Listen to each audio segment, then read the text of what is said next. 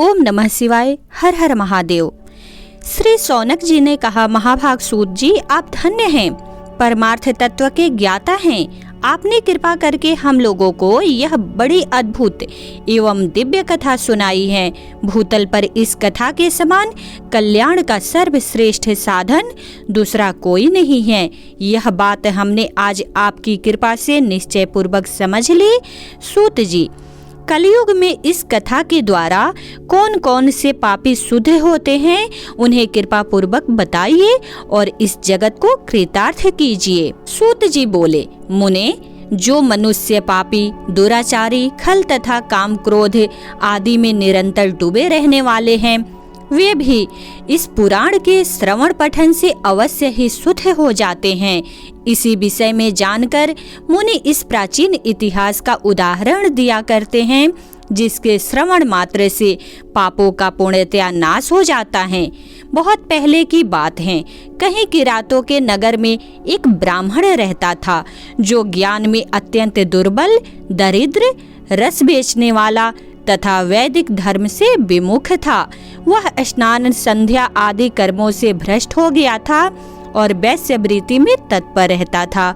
उसका नाम था देवराज। वह अपने ऊपर विश्वास करने वाले लोगों को ठगा करता था। उसने ब्राह्मणों, क्षत्रियों, वैश्यों, शूद्रों तथा दूसरों को भी अनेक बहानों से मारकर उनका धन हड़प लिया था। परंतु उस पापी का थोड़ा सा भी धन कभी धर्म के काम में नहीं लगा था। वह वैश्यागामी तथा सब प्रकार से आचार भ्रष्ट था। एक दिन घूमता घामता वह दैव योग से प्रतिष्ठानपुर झांसी प्रयाग में जा पहुंचा। वहां उसने एक शिवालय देखा, जहां बहुत से साधु महात्मा एकत्र हुए थे। देवराज उस शिवालय में ठहर गया, किंतु वहां उस ब्राह्मण को ज्वर आ गया। उस ज्वर से उसको बड़ी पीड़ा होने लगी। वहां एक ब्राह्मण देवता शिव पुराण की कथा सुना रहे थे। ज्वर में पड़ा हुआ देवराज ब्राह्मण के मुखारविंद से निकली हुई उस शिव कथा को निरंतर सुनता रहा। 1 मास के बाद वह ज्वर से अत्यंत पीड़ित होकर चल बसा। यमराज के दूत आए और उसे पासों में बांधकर बलपूर्वक यमपुरी में ले गए। इतने में ही शिवलोक से भगवान शिव के पार्षदगण आ गए। उनके गौर अंग कर्पूर के समान उज्जवल थे, हाथ त्रिशूल से सुशोभित हो रहे थे। उनके संपूर्ण अंग भस्म से उद्भासित हो रहे थे। रुद्राक्ष की मालाएं उनके शरीर की शोभा बढ़ा रही थी। वे सब के सब क्रोध पूर्वक यमपुरी गए और यमराज के दूतों को मार पीट कर बारंबार धमकाकर उन्होंने देवराज को उनके चंगुल से छुड़ा लिया और अत्यंत अद्भुत विमान पर बिठाकर जब वे शिवदूत कैलाश जाने को उद्यत हुए, उस समय यमपुरी में बड़ा भारी कोलाहल मच गया। उस कोलाहल को सुनकर धर्मराज अपने भवन से बाहर आए। साक्षात दूसरे रुद्रों के समान प्रतीत होने वाले उन चारों दूतों को देखकर धर्मज्ञ धर्मराज ने उनका विधि पूर्वक पूजन किया और ज्ञान दृष्टि से देखकर सारा वृतांत जान लिया। उन्होंने भय के कारण भगवान शिव के उन महात्मा दूतों से कोई बात नहीं पूछी, उल्टे उन सब की पूजा एवं प्रार्थना की। तत्पश्चात वे शिवदूत कैलाश को चले गए और वहां पहुंचकर उन्होंने उस ब्राह्मण को दया सागर सांब शिव के हाथों में दे दिया। शौनक जी ने कहा, महाभाग सूत जी, आप सर्वज्ञ हैं। महामते, आपके कृपा प्रसाद से मैं बारंबार कृतार्थ हुआ। इस इतिहास को सुनकर मेरा मन अत्यंत आनंद में निमग्न हो रहा है। अतः अब भगवान शिव में प्रेम बढ़ाने वाली शिव संबंधिनी दूसरी कथा को भी कहिए। श्री सूत जी बोले, शौनक सुनो, मैं तुम्हारे सामने गोपनीय कथा वस्तु का भी वर्णन करूंगा, क्योंकि तुम शिव भक्तों में अग्रगण्य तथा वेद वेत्ताओं में श्रेष्ठ हो। समुद्र के निकटवर्ती प्रदेश में एक वास्कल नामक ग्राम है। वहाँ वैदिक धर्म से विमुख महापापी द्विज निवास करते हैं। वे सब के सब बड़े दुष्ट हैं। उनका मन दूषित विषय भोगों में ही लगा रहता है। वे न देवताओं पर विश्वास करते हैं और न ही भाग्य पर। वे सभी कुटिल वृत्ति वाले हैं। किसानी करते और भांति भांति के घातक अस्त्र शस्त्र रखते हैं, वे व्यभिचारी और खल हैं। ज्ञान वैराग्य तथा सधर्म का सेवन ही मनुष्य के लिए परम पुरुषार्थ है। इस बात को वे बिल्कुल भी नहीं जानते हैं। वे सभी पशु बुद्धि वाले हैं। जहाँ के द्विज ऐसे हो, वहाँ के अन्य वर्णों के विषय में क्या कहा जाए। अन्य वर्णों के लोग भी उन्हीं की भांति कुत्सित विचार रखने वाले, स्वधर्म विमुख एवं खल हैं। वे सदा कुकर्म में लगे रहते और नित्य विषय भोगों में ही डूबे रहते हैं। वहाँ की सब स्त्रियां भी कुटिल स्वभाव की, स्वेच्छाचारिणी, पापासक्त, कुत्सित विचार वाली और व्यभिचारिणी हैं। वे सद्व्यवहार तथा सदाचार से सर्वथा शून्य हैं। इस प्रकार वहाँ दुष्टों का ही निवास है। उस वासकल नामक ग्राम में किसी समय एक बिंदुक नामधारी ब्राह्मण रहता था। वह बड़ा अधम था, दुरात्मा और महापापी था। यद्यपि उसकी स्त्री बड़ी सुंदरी थी, तो भी वह कुमार्ग पर ही चलता था। उसकी पत्नी का नाम चंचुला था। वह सदा उत्तम धर्म के पालन में लगी रहती थी, तो भी उसे छोड़कर वह दुष्ट ब्राह्मण वैश्यागामी हो गया था। इस तरह कुकर्म में लगे हुए उस बिंदुक के बहुत वर्ष व्यतीत हो गए।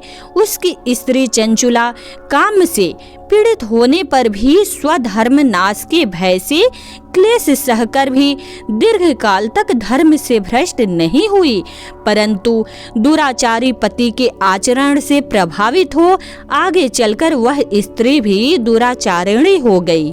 इस तरह दुराचार में डूबे हुए उन मूढ़ चित्त वाले पति पत्नी का बहुत समय व्यर्थ बीत गया। तदनंतर शूद्र जातीय वैश्या का पति बना हुआ वह दूषित बुद्धि वाला दुष्ट ब्राह्मण बिंदुक समयानुसार मृत्यु को प्राप्त हो नरक में जा पड़ा। बहुत दिनों तक नरक के दुख भोग कर वह मूढ़ बुद्धि पापी विंध्य पर्वत पर भयंकर पिशाच हुआ। इधर उस दुराचारी पति बिंदुक के मर जाने पर वह मूढ़ हृदया चंचुला बहुत समय तक पुत्रों के साथ अपने घर में ही रही। एक दिन दैव योग से किसी पुण्य पर्व के आने पर वह स्त्री भाई बंधुओं के साथ गोकर्ण क्षेत्र में गई। तीर्थ यात्रियों के संग से उसने भी उस समय किसी तीर्थ के जल में स्नान किया। फिर वह साधारणतया मेला देखने की दृष्टि से बंधुजनों के साथ यत्र तत्र घूमने लगी। घूमती घामती किसी देव मंदिर में गई। वहां उसने एक दैवज्ञ ब्राह्मण के मुख से भगवान शिव की परम पवित्र एवं मंगलकारिणी उत्तम पौराणिक कथा सुनी। कथावाचक ब्राह्मण कह रहे थे कि जो स्त्रियां पर पुरुषों के साथ व्यभिचार करती हैं, वे मरने के बाद जब यमलोक में जाती हैं, तब यमराज के दूत उनकी योनि में तपे हुए लोहे का परीख डालते हैं। पौराणिक ब्राह्मण के मुख से यह वैराग्य बढ़ने वाली कथा सुनकर चंचुला भय से व्याकुल हो वहां कांपने लगी। जब कथा समाप्त हुई और सुनने वाले सब लोग वहां से बाहर चले गए, तब वह भयभीत नारी एकांत में शिव पुराण की कथा बांचने वाले उन ब्राह्मण देवताओं से बोली। चंचुला ने कहा, ब्राह्मण, मैं अपने धर्म को नहीं जानती थी, इसलिए मेरे द्वारा बड़ा दुराचार हुआ है। स्वामिन, मेरे ऊपर अनुपम कृपा करके आप मेरा उद्धार कीजिए। आज आपके वैराग्य रस से ओतप्रोत इस प्रवचन को सुनकर मुझे बहुत बड़ा भय लग रहा है। मैं कांप उठी हूँ और मुझे इस संसार से वैराग्य हो गया है। मुझ मूढ़ चित्त वाली पापिनी को धिक्कार है। मैं सर्वथा निंदा के योग्य हूँ। कुत्सित विषयों में फंसी हुई हूँ और अपने धर्म से विमुख हो गई हूँ। हाय, न जाने किस किस घोर कष्टदायक दुर्गति में मुझे पड़ना पड़ेगा। और वहाँ कौन बुद्धिमान पुरुष कुमार्ग में मन लगाने वाली मुझ पापिनी का साथ देगा? मृत्यु काल में उन भयंकर यमदूतों को मैं कैसे देखूंगी जब वे बलपूर्वक मेरे गले में फंदे डालकर मुझे बांधेंगे? तब मैं कैसे धीरज धारण कर सकूंगी? नरक में जब मेरे शरीर के टुकड़े टुकड़े किए जाएंगे, उस समय विशेष दुख देने वाली उस महायातना को मैं वहाँ कैसे सहूंगी? हाय, मैं मारी गई, मैं जल गई, मेरा हृदय विदीर्ण हो गया और मैं सब प्रकार से नष्ट हो गई, क्योंकि मैं हर तरह से पाप में ही डूब रही हूँ। ब्राह्मण, आप ही मेरे गुरु, आप ही माता और आप ही पिता हैं। आपकी शरण में आई हुई मुझ दिन अबला का आप ही उद्धार कीजिए, उद्धार कीजिए। सूत जी कहते हैं, सौनक, इस प्रकार खेद और वैराग्य से युक्त हुई चंचुला ब्राह्मण देवता के दोनों चरणों में गिर पड़ी। तब उन बुद्धिमान ब्राह्मण ने कृपा पूर्वक उसे उठाया और इस प्रकार कहा। ब्राह्मण बोले, नारी, सौभाग्य की बात है कि भगवान शंकर की कृपा से शिव पुराण इस वैराग्य युक्त कथा को सुनकर तुम्हें समय पर चेत हो गया है। ब्राह्मण पत्नी, तुम डरो मत, भगवान शिव की शरण में जाओ। शिव की कृपा से सारा पाप तत्काल नष्ट हो जाता है। मैं तुमसे भगवान शिव की कृति कथा से युक्त उस परम वस्तु का वर्णन करूंगा, जिससे तुम्हें सदा सुख देने वाली उत्तम गति प्राप्त होगी। शिव की उत्तम कथा सुनने से ही तुम्हारी बुद्धि इस तरह पश्चाताप से युक्त एवं शुद्ध हो गई है। साथ ही तुम्हारे मन में विषयों के प्रति वैराग्य हो गया है। पश्चाताप ही पाप करने वाले पापियों के लिए सबसे बड़ा प्रायश्चित है। सत्पुरुषों ने सबके लिए पश्चाताप को ही समस्त पापों का शोधक बताया है। पश्चाताप से ही पापों की शुद्धि होती है। जो पश्चाताप करता है वही वास्तव में पापों का प्रायश्चित करता है, क्योंकि सत्पुरुषों ने समस्त पापों की शुद्धि के लिए जैसे प्रायश्चित का उपदेश किया है, वह सब पश्चाताप से संपन्न हो जाता है। जो पुरुष विधि पूर्वक प्रायश्चित करके निर्भय हो जाता है पर अपने कुकर्म के लिए पश्चाताप नहीं करता, उसे प्रायः उत्तम गति नहीं प्राप्त होती, परंतु जिसे अपने कुकृत्य पर हार्दिक पश्चाताप होता है वह अवश्य उत्तम गति का भागी होता है, इसमें संशय नहीं है। इस शिव पुराण की कथा सुनने से जैसे चित्त शुद्धि होती है वैसी दूसरे उपायों से नहीं होती। जैसे दर्पण साफ करने पर निर्मल हो जाता है, उसी प्रकार इस शिव पुराण की कथा से चित्त अत्यंत शुद्ध हो जाता है, इसमें संशय नहीं है। मनुष्यों के शुद्ध चित्त में जगदम्बा पार्वती सहित भगवान शिव विराजमान रहते हैं। इससे वह विशुद्धात्मा पुरुष श्री सांब सदा शिव के पद को प्राप्त होता है। इस उत्तम कथा का श्रवण समस्त मनुष्यों के लिए कल्याण का बीज है। अतः यथोचित शास्त्रोक्त मार्ग से इसकी आराधना अथवा सेवा करनी चाहिए। यह भवबंधनी रूपी रोग का नाश करने वाली है। भगवान शिव की कथा को सुनकर फिर अपने हृदय में उसका मनन एवं निधि ध्यासन करना चाहिए। इससे पूर्णतः चित्त शुद्धि हो जाती है। चित्त शुद्धि होने पर महेश्वर की भक्ति अपने दोनों पुत्रों ज्ञान और वैराग्य के साथ निश्चय ही प्रकट होती है। तत्पश्चात महेश्वर के अनुग्रह से दिव्य मुक्ति प्राप्त होती है, इसमें संशय नहीं है। जो मुक्ति से वंचित है उसे पशु समझना चाहिए, क्योंकि उसका चित्त माया के बंधन में आसक्त है। वह निश्चय ही संसार बंधन से मुक्त नहीं हो पाता। ब्राह्मण पत्नी, इसलिए तुम विषयों से मन को हटा लो और भक्ति भाव से भगवान शंकर की इस परम पावन कथा को सुनो। परमात्मा शंकर की इस कथा को सुनने से तुम्हारे चित्त की शुद्धि होगी और इससे तुम्हें मोक्ष की प्राप्ति हो जाएगी।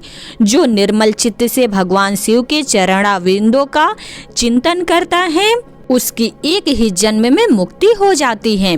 यह मैं तुमसे सत्य सत्य कहता हूँ। सूत जी कहते हैं, सौनक, इतना कहकर वे श्रेष्ठ शिव भक्त ब्राह्मण चुप हो गए। उनका हृदय करुणा से आर्द्र हो गया था। वे शुद्ध चित्त महात्मा भगवान शिव के ध्यान में मग्न हो गए। तदनंतर बिंदुक की पत्नी चंचुला मन ही मन प्रसन्न हो उठी। ब्राह्मण का उक्त उपदेश सुनकर उसके नेत्रों में आनंद के आंसू छलक आए थे। वह ब्राह्मण पत्नी चंचुला हर्ष भरे हृदय से उन श्रेष्ठ ब्राह्मण के दोनों चरणों में गिर पड़ी और हाथ जोड़कर बोली, मैं कृतार्थ हो गई। तत्पश्चात उठकर वैराग्य युक्त उत्तम बुद्धि वाली वह स्त्री जो अपने पापों के कारण आतंकित थी, उन महान शिव भक्त ब्राह्मण से हाथ जोड़कर गदगद वाणी में बोली।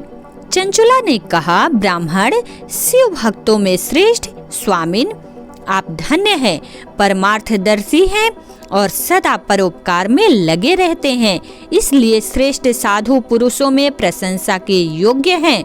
साधो, मैं नरक के समुद्र में गिर रही हूँ, आप मेरा उद्धार कीजिए, उद्धार कीजिए। पौराणिक अर्थ तत्व से संपन्न जिस सुंदर शिव पुराण की कथा को सुनकर मेरे मन में संपूर्ण विषयों से वैराग्य उत्पन्न हो गया, उसी इस शिव पुराण की कथा को सुनने के लिए इस समय मेरे मन में बड़ी श्रद्धा हो रही है। सूत जी कहते हैं, ऐसा कहकर हाथ जोड़कर उनका अनुग्रह पाकर चंचुला उस शिव पुराण की कथा को सुनने की इच्छा मन में लिए उन ब्राह्मण देवताओं की सेवा में तत्पर वह वहां रहने लगी। तदनंतर शिव भक्तों में श्रेष्ठ और शुद्ध बुद्धि वाले उन ब्राह्मण देव ने उसी स्थान पर उस स्त्री को शिव पुराण की उत्तम कथा सुनाई। इस प्रकार उस गोकर्ण नामक महाक्षेत्र में उन्हीं श्रेष्ठ ब्राह्मण से उसने शिव पुराण की वह परम उत्तम कथा सुनी, जो भक्ति, ज्ञान और वैराग्य को बढ़ाने वाली तथा मुक्ति देने वाली है। उस परम उत्तम कथा को सुनकर वह ब्राह्मण पत्नी अत्यंत कृतार्थ हो गई। उसका चित्त शीघ्र ही शुद्ध हो गया। फिर भगवान शिव के अनुग्रह से उसके हृदय में शिव के सगुण रूप का चिंतन होने लगा। इस प्रकार उसने भगवान शिव में लगी रहने वाली उत्तम बुद्धि पाकर शिव के सच्चिदानंदमय स्वरूप का बारंबार चिंतन आरंभ किया। तत्पश्चात समय के पूरे होने पर भक्ति, ज्ञान और वैराग्य से युक्त हुई चंचुला ने अपने शरीर को बिना किसी कष्ट के त्याग दिया। इतने में ही त्रिपुर शत्रु भगवान शिव का भेजा हुआ एक दिव्य विमान द्रुत गति से वहां पहुंचा, जो उनके अपने गणों से संयुक्त और भांति भांति के शोभा साधनों से संपन्न था। चंचुला उस विमान पर आरूढ़ हुई और भगवान शिव के श्रेष्ठ पार्षदों ने उसे तत्काल शिवपुरी में पहुंचा दिया। उसके सारे मल धुल गए थे। वह दिव्य रूप धारिणी दिव्यांगना हो गई थी। उसके दिव्य अवयव उसकी शोभा बढ़ाते थे। मस्तक पर अर्धचंद्र का मुकुट धारण किए वह गौरांगी देवी शोभाशाली दिव्य आभूषणों से विभूषित थी। शिवपुरी में पहुंचकर उसने सनातन देवता त्रिनेत्रधारी महादेव जी को देखा। सभी मुख्य देवता उनकी सेवा में खड़े थे। गणेश, भृंगी, नंदीश्वर तथा वीरभद्रेश्वर आदि उनकी सेवा में उत्तम भक्ति भाव से उपस्थित थे। उनकी अंग कांति करोड़ों सूर्यों के समान प्रकाशित हो रही थी। कंठ में नील चिन्ह शोभा पाता था। 5 मुख और प्रत्येक मुख में 3-3 नेत्र थे। मस्तक पर अर्धचंद्राकार मुकुट शोभा देता था। उन्होंने अपने वामांग भाग में गौरी देवी को बिठा रखा था, जो विद्युत पुंज के समान प्रकाशित थी। गौरीपति महादेव जी की कांति कपूर के समान गौर थी। उनका सारा शरीर श्वेत भस्म से भासित था। शरीर पर श्वेत वस्त्र शोभा पा रहे थे। इस प्रकार परम उज्जवल भगवान शंकर का दर्शन करके वह ब्राह्मण पत्नी चंचुला बहुत प्रसन्न हुई। अत्यंत प्रीति युक्त होकर उसने बड़ी उतावली के साथ भगवान को बारंबार प्रणाम किया। फिर हाथ जोड़कर वह बड़े प्रेम, आनंद और संतोष से युक्त हो विनीत भाव से खड़ी हो गई। उसके नेत्रों से आनंदाश्रुओं की अविरल धारा बहने लगी। तथा संपूर्ण शरीर में रोमांच हो गया। उस समय भगवती पार्वती और भगवान शंकर ने उसे बड़ी करुणा के साथ अपने पास बुलाया और सौम्य दृष्टि से उसकी ओर देखा। पार्वती जी ने तो दिव्य रूप धारणी बिंदु प्रिया चंचुला को प्रेम पूर्वक अपनी सखी बना लिया। फिर उस परमानंद घन ज्योति स्वरूप सनातन धाम में अविचल निवास पाकर दिव्य सौख्य से संपन्न हो अक्षय सुख का अनुभव करने लगी।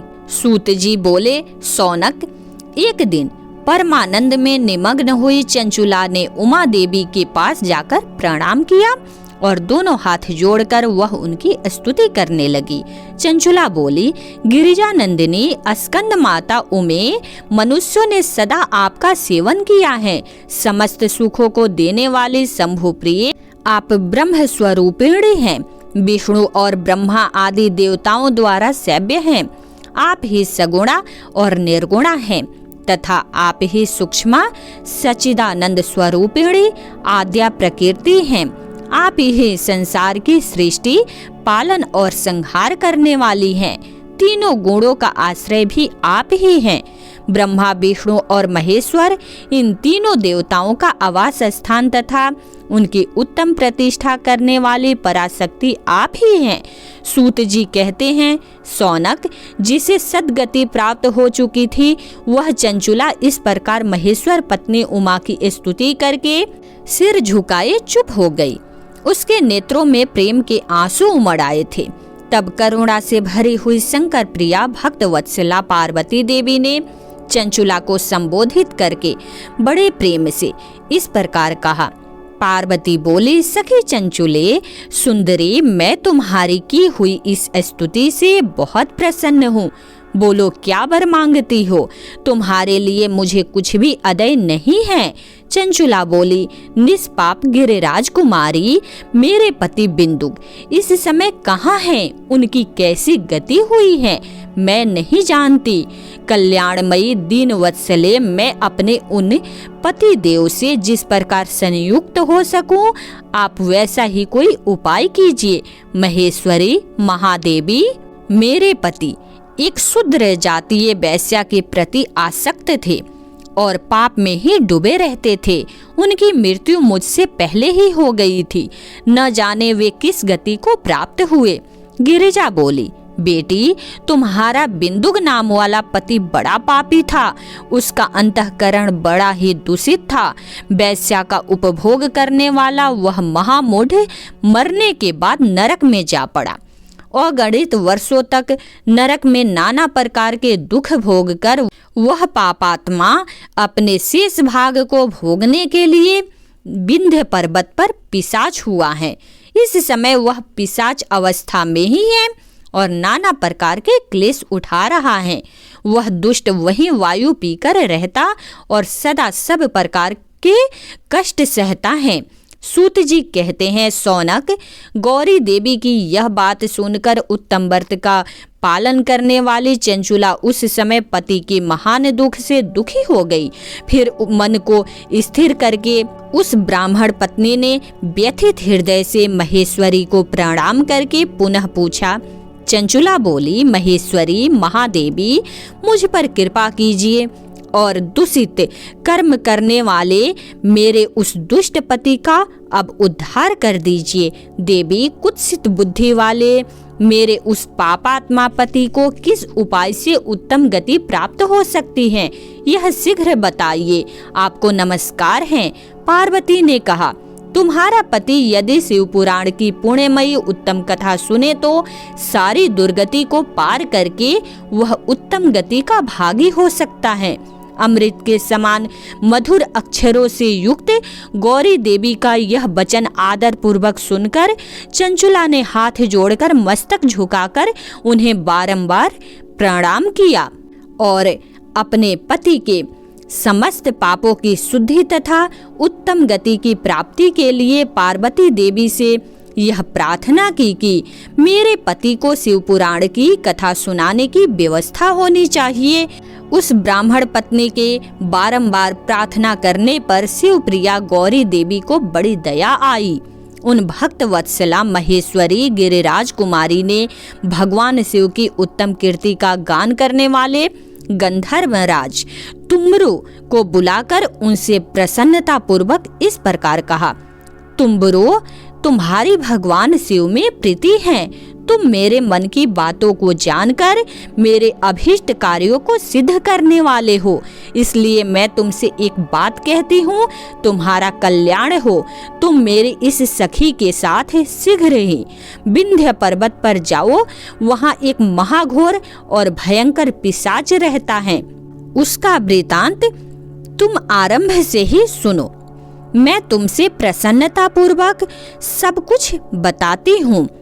पूर्व जन्म में वह पिशाच बिंदुक नामक ब्राह्मण था। मेरी इस सखी चंचुला का पति था, परंतु वह दुष्ट वैश्यागामी हो गया। स्नान संध्या आदि नित्य कर्म छोड़कर अपवित्र रहने लगा। क्रोध के कारण उसकी बुद्धि पर मूढ़ता छा गई थी। वह कर्तव्य का विवेक नहीं कर पाता था। अभक्ष्य, भक्षण, सज्जनों से द्वेष और दूषित वस्तुओं का दान लेना यही उसका स्वाभाविक कर्म बन गया था। वह अस्त्र शस्त्र लेकर हिंसा करता, बाएं हाथ से खाता, दीनों को सताता और क्रूरता पूर्वक पराये घरों में आग लगा देता था। चंडालों से प्रेम करता और प्रतिदिन वेश्या के संपर्क में रहता था। बड़ा दुष्ट था। वह पापी अपनी पत्नी का परित्याग करके दुष्टों के संगम में ही आनंद मनाता था। वह मृत्यु पर्यंत दुराचार में ही फंसा रहा। फिर अंतकाल आने पर उसकी मृत्यु हो गई। वह पापियों के भोग स्थान घोर यमपुर में गया और वहां बहुत से नरकों का उपभोग करके वह दुष्टात्मा जीव इस समय विंध्य पर्वत पर पिशाच बना हुआ है। वहीं वह दुष्ट पिशाच अपने पापों का फल भोग रहा है। तुम उसके आगे यत्न पूर्वक शिव पुराण की उस दिव्य कथा का प्रवचन करो, जो परम पुण्यमयी तथा समस्त पापों का नाश करने वाली है। शिव पुराण की कथा का श्रवण सबसे उत्कृष्ट पुण्य कर्म है। उससे उसका हृदय शीघ्र ही समस्त पापों से शुद्ध हो जाएगा और वह प्रेत योनि का परित्याग कर देगा। उस दुर्गति से मुक्त होने पर बिंदुक नामक पिशाच को मेरी आज्ञा से विमान पर बिठाकर तुम भगवान शिव के समीप ले आओ। सूत जी कहते हैं, सौनक, महेश्वरी उमा के इस प्रकार आदेश देने पर गंधर्वराज तुम्बरु मन ही मन बड़े प्रसन्न हुए। उन्होंने अपने भाग्य की सराहना की। तत्पश्चात उस पिशाच की सती साध्वी पत्नी चंचुला के साथ विमान पर बैठकर नारद के प्रिय मित्र तुम्बरु वेग पूर्वक विंध्याचल पर्वत पर गए, जहां वह पिशाच रहता था। वहां उन्होंने उस पिशाच को देखा। उसका शरीर विशाल था, ठोड़ी बहुत बड़ी थी। वह कभी हंसता, कभी रोता और कभी उछलता था। उसकी आकृति बड़ी विकराल थी। भगवान शिव की उत्तम कीर्ति का गान करने वाले महाबली तुम्बरु ने उस अत्यंत भयंकर पिशाच को पासों द्वारा बांध लिया। तदनंतर तुम्बरु ने शिव पुराण की कथा बांचने का निश्चय करके महोत्सव युक्त स्थान और मंडप आदि की रचना की। इतने में ही संपूर्ण लोकों में बड़े वेग से यह प्रचार हो गया कि देवी पार्वती की आज्ञा से एक पिशाच का उद्धार करने के उद्देश्य से शिव पुराण की उत्तम कथा सुनाने के लिए तुम्बरु विंध्य पर्वत पर गए हैं। फिर तो उस कथा को सुनने के लोभ से बहुत से देवर्षि भी शीघ्र ही वहां जा पहुंचे। आदर पूर्वक शिव पुराण की कथा सुनने के लिए आए हुए लोगों का उस पर्वत पर बड़ा अद्भुत और कल्याणकारी समाज जुट गया। फिर तुम्बरु ने उस पिशाच को पासों में बांधकर आसन पर बिठाया और हाथों में बीड़ा लेकर गौरीपति की कथा का गान आरंभ किया। पहले अर्थात विद्येश्वर संहिता से लेकर 7वीं वायु संहिता तक महात्म्य सहित शिव पुराण की कथा का उन्होंने स्पष्ट वर्णन किया। 7 संहिताओं सहित शिव पुराण की आदर पूर्वक श्रवण करके वे सभी श्रोता पूर्णतः कृतार्थ हो गए। उस परम पुण्यमय शिव पुराण को सुनकर उस पिशाच ने अपने सारे पापों को धोकर उस पैशाचिक शरीर को त्याग दिया।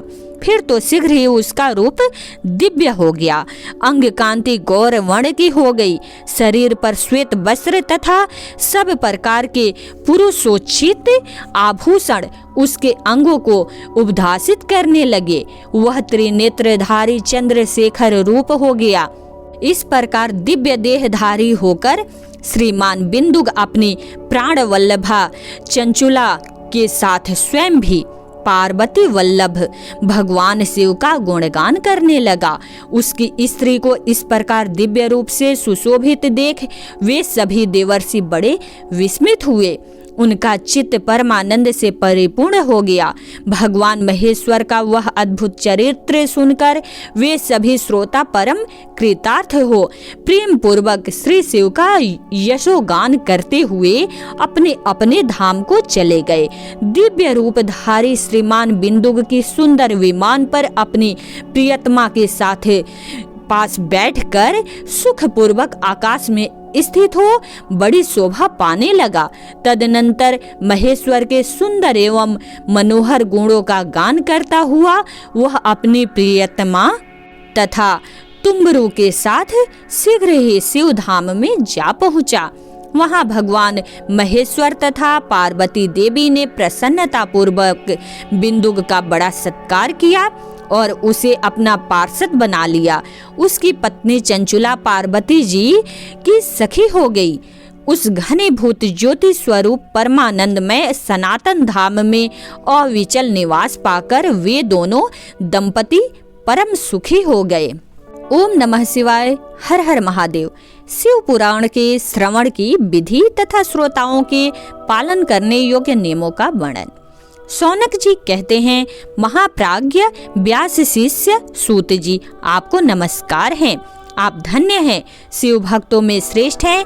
आपके महान गुण वर्णन करने योग्य हैं। अब आप कल्याणमय शिव पुराण के श्रवण की विधि बतलाइए, जिससे सभी श्रोताओं को संपूर्ण उत्तम फल की प्राप्ति हो सके।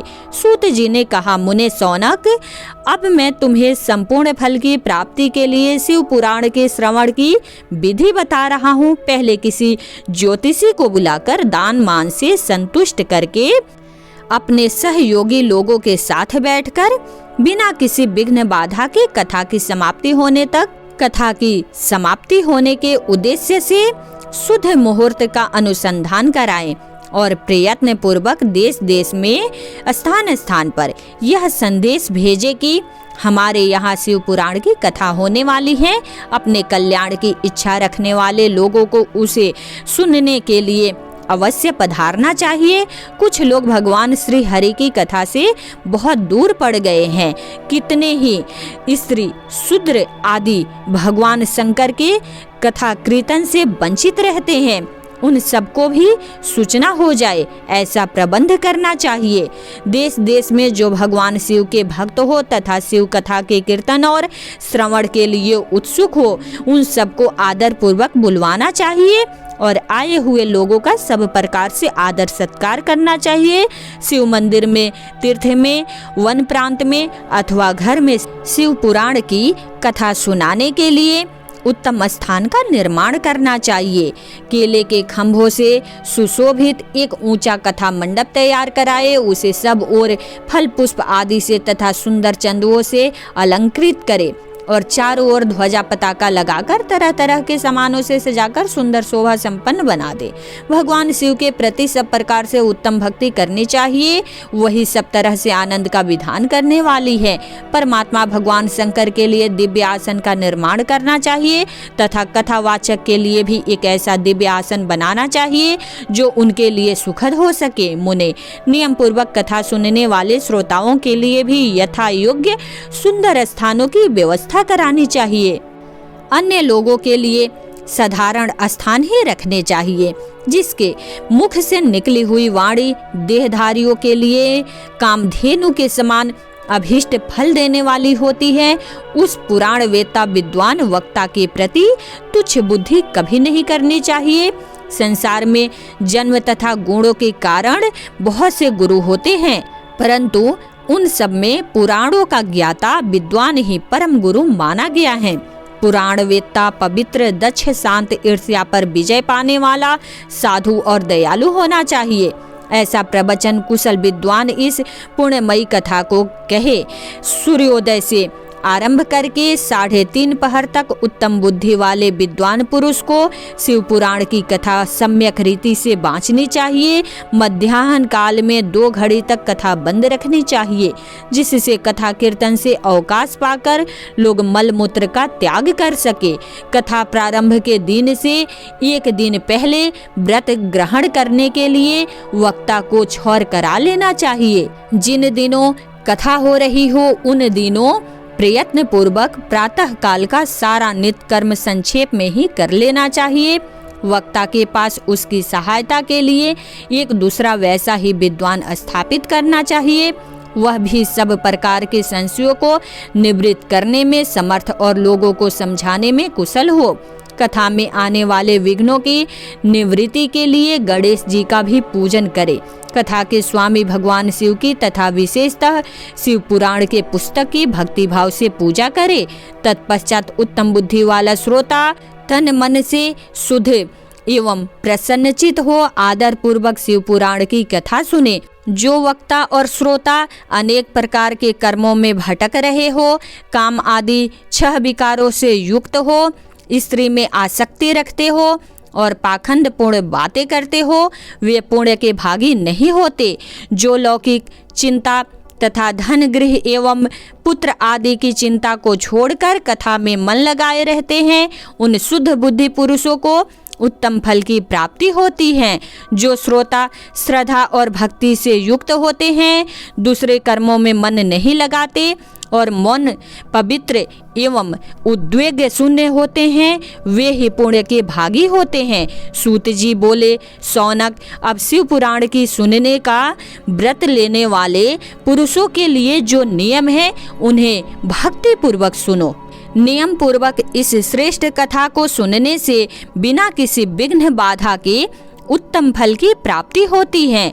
जो लोग दीक्षा से रहित होते हैं उनका कथा श्रवण में अधिकार नहीं है। मुने, कथा सुनने की इच्छा करने वाले सब लोगों को पहले वक्ता से दीक्षा ग्रहण करनी चाहिए। जो लोग नियम से कथा सुने उनको ब्रह्मचर्य रखना, भूमि पर सोना, पत्तल में खाना और प्रतिदिन कथा समाप्त होने पर ही अन्न ग्रहण करना चाहिए। जिसमें शक्ति हो वह पुराण की समाप्ति के उपवास करके शुद्धता पूर्वक भक्ति भाव से उत्तम शिव पुराण को सुने। इस कथा का व्रत लेने वाले पुरुष को प्रतिदिन 1 ही बार हविष्यान्न भोजन करना चाहिए। जिस प्रकार से कथा श्रवण का नियम सुख पूर्वक सध सके वैसा ही करना चाहिए।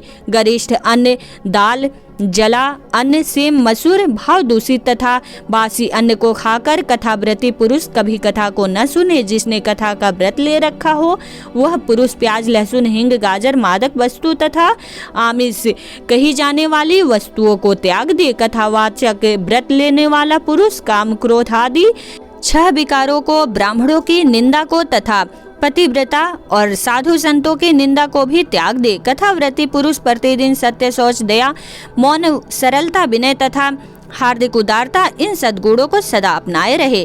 श्रोता निष्काम हो या सकाम, वह नियम पूर्वक कथा सुने। सकाम पुरुष अपनी अभीष्ट कामना को प्राप्त करता है और निष्काम पुरुष मोक्ष पा लेता है। दरिद्र, क्षय का रोगी, पापी, भाग्यहीन तथा संतान रहित पुरुष भी इस उत्तम कथा को सुने। काक, बंध्या आदि जो 7 प्रकार की दुष्टा स्त्रियां हैं वे तथा जिसका गर्भ गिर जाता हो वह इन सभी को शिव पुराण की उत्तम कथा सुननी चाहिए। मुने, स्त्री हो या पुरुष, सबको यत्न पूर्वक विधि विधान से शिव पुराण की यह उत्तम कथा सुननी चाहिए। महर्षि, इस तरह शिव पुराण की कथा के पाठ एवं श्रवण संबंधी यज्ञोत्सव की समाप्ति होने पर श्रोताओं को भक्ति एवं प्रयत्न पूर्वक भगवान शिव की पूजा की भांति पुराण की पुस्तक की भी पूजा करनी चाहिए। तदनंतर विधि पूर्वक वक्त का भी पूजन करना चाहिए। यह आवश्यक है। पुस्तक को आच्छादित करने के लिए नवीन एवं सुंदर बस्ता बनावे और उसे बांधने के लिए दृढ़ एवं दिव्य डोरी लगावे, फिर उसका विधिवत पूजन करे। मुने श्रेष्ठ, इस प्रकार महान उत्सव के साथ पुस्तक और वक्ता की विधिवत पूजा करके वक्ता की सहायता के लिए स्थापित हुए पंडित का भी उसी के अनुसार धन आदि के द्वारा उससे कुछ ही कम सत्कार करे। वहां आए हुए ब्राह्मणों को अन्न धन आदि का दान करे। साथ ही गीत वाद्य और नृत्य आदि के द्वारा महान उत्सव रचाए। मुने, यदि श्रोता विरक्त हो तो उसके लिए कथा समाप्ति के दिन विशेष रूप से उस गीता का पाठ करना चाहिए जिसे श्री रामचंद्र जी के प्रति भगवान शिव ने कहा था। यदि श्रोता गृहस्थ हो तो उस बुद्धिमान को उस श्रवण क्रम की शांति के लिए शुद्ध हविष्य के द्वारा होम करना चाहिए। मुने, रुद्र संहिता के प्रत्येक श्लोक द्वारा होम करना चाहिए अथवा गायत्री मंत्र से होम करना चाहिए, क्योंकि वास्तव में यह पुराण गायत्रीमय ही है। अथवा शिव पंचाक्षर मूल मंत्र से हवन करना उचित है।